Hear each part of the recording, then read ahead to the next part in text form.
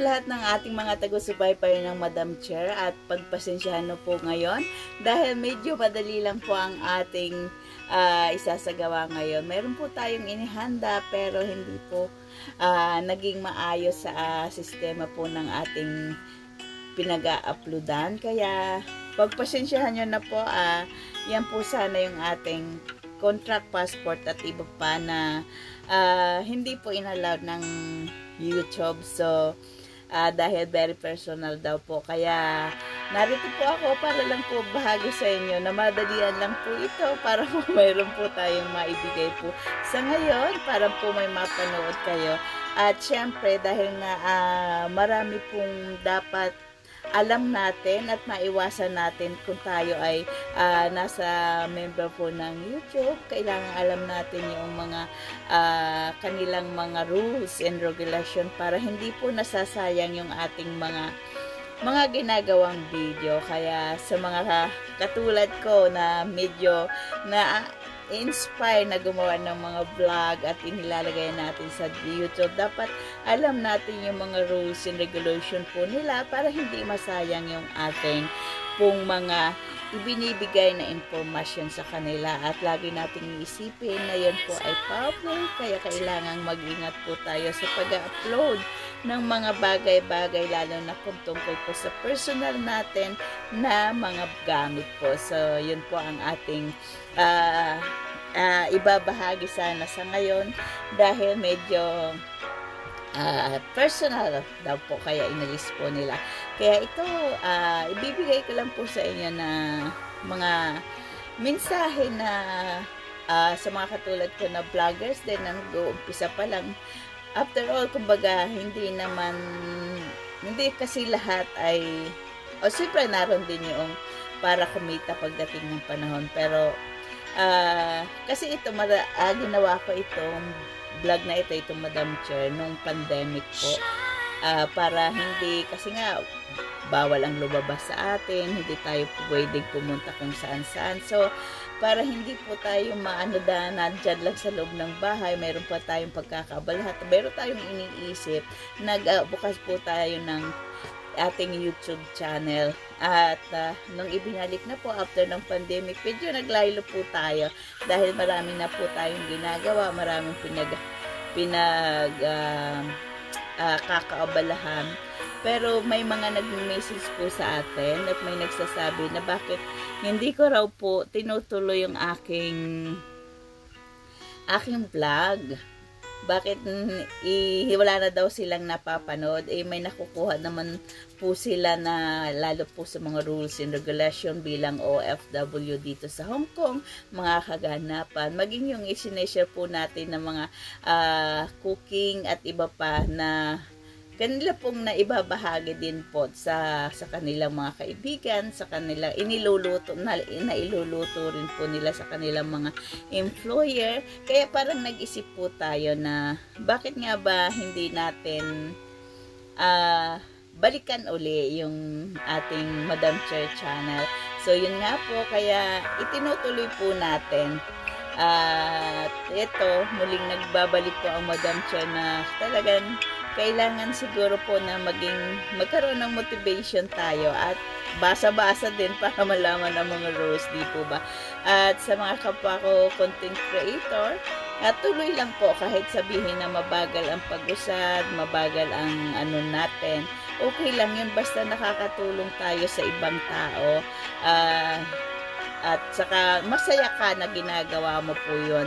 Okay lang po yun, di po ba? At siyempre, marami naman po tayong pwedeng gawing content na makakapagbigay inspirasyon sa ibang tao, makakapagbigay ng kumbaga positive outlook sa buhay ng bawat isa sa atin.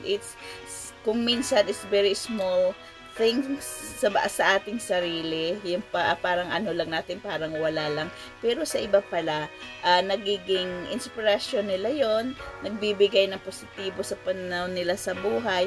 Kaya, tuloy lang po natin, huwag tayong manghinawa sa pagtulong sa mga taong nangangailangan. Katulad ko bilang OFW, hindi na ang pagtulong naman po, hindi lang sa material, hindi lang sa financial aspect ang pagtulong sa ating mga kapwa OFW, diba? Kundi ang isa dito ay yung pagbibigay natin ng positibo sa araw-araw ng kanilang pamumuhay, pagbibigay ng advice, at syempre yung pakikipag-usap natin sa kanila, at ganon din po yung small things nakakapagbigay tayo. Katulad dito sa ano po, sa kinalalagyan ko, minsan may mga OFW tayong mga kasama na hindi pinapalad na magkaroon po ng okay na amo, o yung sabing hindi lucky na magkaroon ng employer. So sa pamamagitan po, lalo na yung mga bagong dating, lalo na pag yung nalalapit na ang winter, siyempre kailanganin po nila ng mga damit na panlamig, yung mga comforter, mga jacket, yan, ibinabahagi po natin yan. Kung mayroon lang din po tayo at hindi natin nagagamit, pwede po nating ibahagi sa kanila. Lalo na po ngayon na palapit na po ang winter. Pwede na nating isegregate yung ating mga gamit na hindi naman natin ginagamit, na pwedeng namang mapakinabangan ng iba po nating mga kababayan na hindi po ganun kalaki sa kanilang mga pinagtatrabahoan, na ipinoprovide po ang lahat. Kaya sa mga mayroon po dyan, share po ng blessing nyo. Ganun din po sa mga pagkain. Pwede po tayong magbahagi po sa mga hindi po talaga ganun kalaki sa mga employer. Katulad po dito sa amo ko na before, yung mga hindi na nila kakainin, hindi na nila maluluto, na pwede pa naman po tinatapon lang nila before yan. Kasi nga food allowance ako. So, ang sabi ko sa kanila, dahil nga dito sa ka-building ko, meron po talagang unlucky na hindi pinoprovide ng maayos na pagkain. So, ang sabi ko sa employer ko is, i-keep nila o ibigay na nila sa akin yung mga hindi na nila kailangan na po pwede pa namang magamit ng iba. So, yun, mula po noon, sinabi ko, lahat ng hindi nila kailangan, sinasabi muna nila sa akin kung pakikinabangan ng iba o kung may pagbibigyan ako. So yun, nakakatulong po tayo, di po ba? Ganun din po yung iba pang pagmamalasakit natin, katulad ng halimbawa yung mga nati-terminate, na may alam tayo ng mga boarding house na pwede nilang matuluyan habang sila ay wala pang nakikitang amo. Ganon din po yung mga nagkakasakit, di po ba? Malungkot na bahagi po dito bilang OFW, di ba?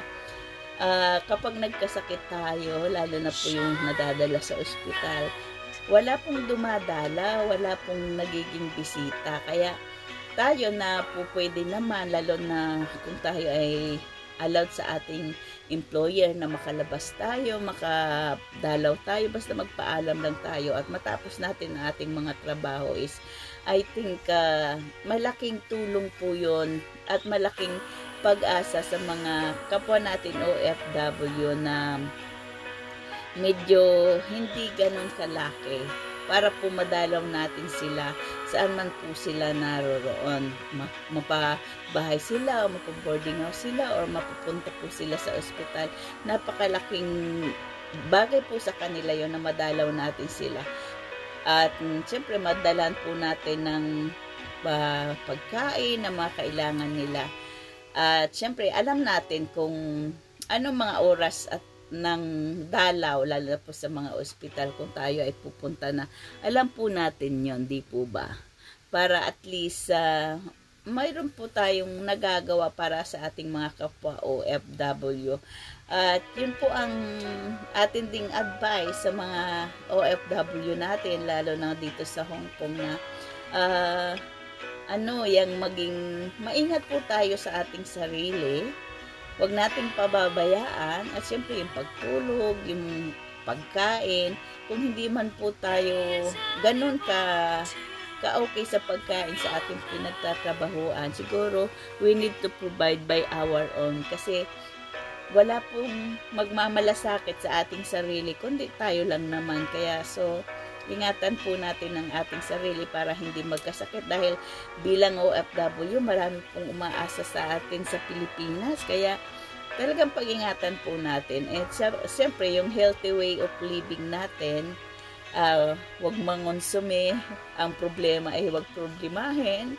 Kasi ang problema po, malulutas yan kahit hindi po siya nasusolve. Kaya talagang yan, siyempre, prayer to God na lagi tayong tulungan, lagi tayong gabayan, at bigyan ng wisdom para po masolusyonan kung ano man yung mga kinakaharap natin bilang OFW sa ating mga mahal sa buhay. Siyempre, talagang as OFW, marami po tayong mga problema na minsan hindi pa tapos yung isa, nandyan na naman yung problemang iba. So, kailangan marunong tayong magwatak-watak o maghiwa-hiwalay kung paano natin lulusutan ang mga problemang dumarating sa atin. At syempre, kailangan alam ng mga mahal sa buhay natin kung ano yung pinagdadaanan natin, kung ano yung ating mga problema din dito sa abroad.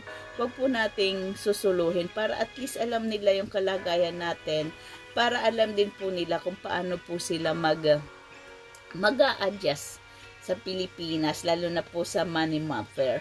Kung kaano po yung ating plano before na tayo pumunta sa abroad, kung ano yung ating mga dreams, kung ano yung duration natin sa pag-alis natin, kung gaano tayo katagal abroad. Dapat maano po natin yun, ma-maintain po natin. Sabi nga, paglaki ng kinikita, pagdami po ng pangangailangan. At minsan kahit hindi po natin, kumbaga, kailangan na talagang sige pa rin tayo. Yung sinasabing luho o unnecessary po sa ating buhay. Kaya, maging po tayo, baga magka-team ng ating mga mahal sa buhay sa Pilipinas. Kung ano lang po yung plano talaga natin, mag-stick po tayo dyan. At kung siguro na nakuha na natin yan, saka pa lang siguro tayo doon pa na yung mga gusto nating bagay. At syempre, ang isa pa po nating dapat dapat nating gawin is mag-ipon po tayo. Para hindi tayo matulad doon sa ibang nag-abroad na pag umuwi ng Pilipinas ay parang mas kawawa kaysa noong sila ay pumunta ng abroad. Kaya sa ating mga kababayan na nanonood na kikinig dyan, mag-ipon na po tayo kahit pa konti-konti, is malaki po yan na magagawa sa atin kung every month po tayo. Kahit sabihin na 500 lang po yan, talaga namang malaking tulong po yan sa atin. Kaya sana ay hindi pong naibigan ng ating ibanahagi sa inyo, at pasensya na po yun, madalian po ito. Kaya ingat po tayong lahat at see you po sa susunod nating mga videos, at God bless us all po. Bye!